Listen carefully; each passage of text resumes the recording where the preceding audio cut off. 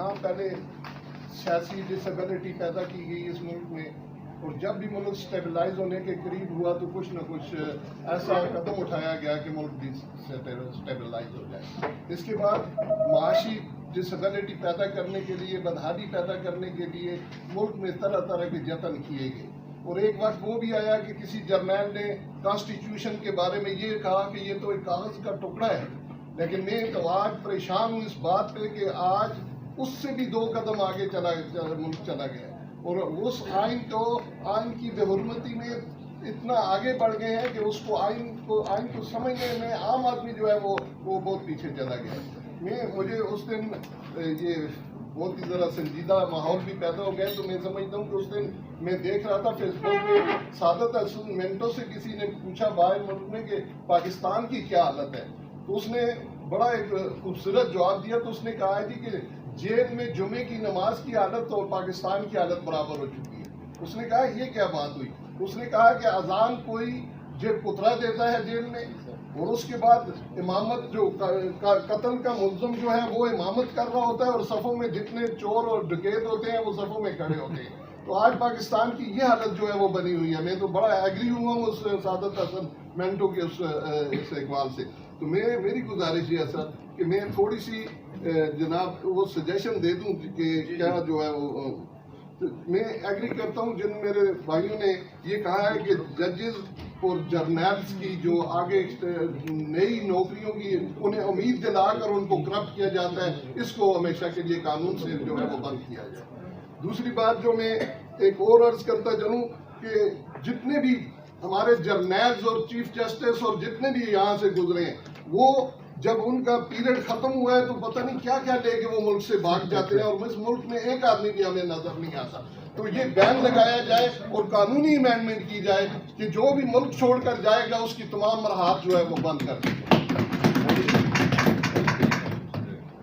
دوسرا میں ایک اور مطالبہ جناب سے کرتا ہوں کہ میں نہایت ہی افسوس کے ساتھ کہنا پڑتا ہے ہمیں کہ ہمیں ملک کو اور اس ادارے کو بدنام کرنے کے لیے چند لوگ کالا کوٹ پہن کر جو گیٹوں پہ آ کے وہ بینر لے کے کھڑے ہو جاتے ہیں اور نعرہ بازی کرتے ہیں۔ میں ان وکلاء کی اس ایسوسیشن کی طرف سے پرزور مذمت کرتا ہوں کہ یہ کچھ نہیں ہونا چاہیے۔ اس سے نہ صرف کالے کوٹ کی توہین ہے بلکہ میں سمجھتا ہوں کہ ہمارے پورے ادارے کی توہین کی جاتی ہے۔ اس کے علاوہ پارٹیوں سے آپ مفادات لیں لیکن خدا را اس ادارے کو بدنام نہ کیجیے گا۔ ہم وہ جتنا بھی وہ قابل مذمت میں اچھا دوسری بات جو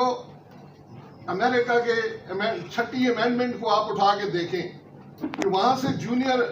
پارلیمنٹ نے یہ قانون پاس کیا تھا کہ ہائی کورٹ جو ہیں اوپر والی عدالتیں جو ہیں وہ جونیئر عدالتوں سے کیس جو ہے وہ لے کے خود ڈیسائیڈ کر سکتی ہیں، لیکن وہاں کی سپریم کورٹ نے یہ قانون امینڈمنٹ رد کر دی تھی کہ نہیں، وہاں سے سپریم کورٹ کا کوئی کام نہیں ہے کہ وہ جونیئر عدالت سے جو ہے وہ کیس اٹھا کے دے دے۔ یہ سو موٹو نہیں ہے، یہ ان جونیئر عدالت پہ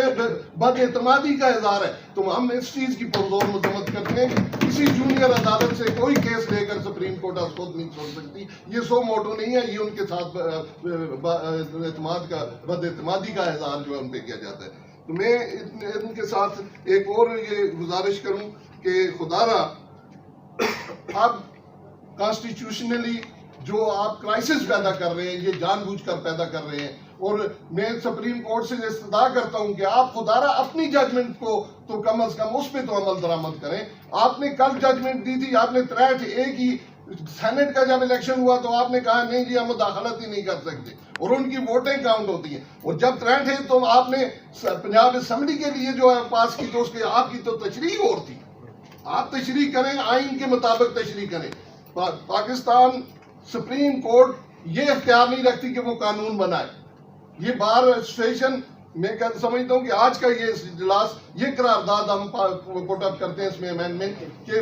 سپریم کورٹ کا کام کانسٹیٹیوشن بنانا نہیں ہے، کانسٹیٹیوشن کی تشریح کرنی ہے، اور آپ غلط تشریح کر کے ملک کو جو ہے وہ وبال بنا رہے ہیں آپ پاکستان کے۔ اور یہ آپ اپنی ججمنٹ کو کم از کم احترام دیں۔ آپ نے جو سینئر ججز کو اگنور کیا ہے، ہم اس کی پرزور مذمت کرتے ہیں کہ ہم تو سمجھتے تھے کہ کسی قابلیت کی بنا پہ آپ جونیئر ججز کو لے رہے ہیں، لیکن آج آگے ہمیں پتہ چلا کہ آپ اپنی تعداد بڑھانے کے لیے یہ ججز وہاں سے پک کر رہے ہیں۔ تو ہم اس کی پرزور مذمت کرتے ہیں اور آئندہ کے لیے ہم مطالبہ کرتے ہیں کہ اسی ججمنٹ کے حوالے سے آپ سینئر ترین ججز کو جو ہے وہ سپریم کورٹ میں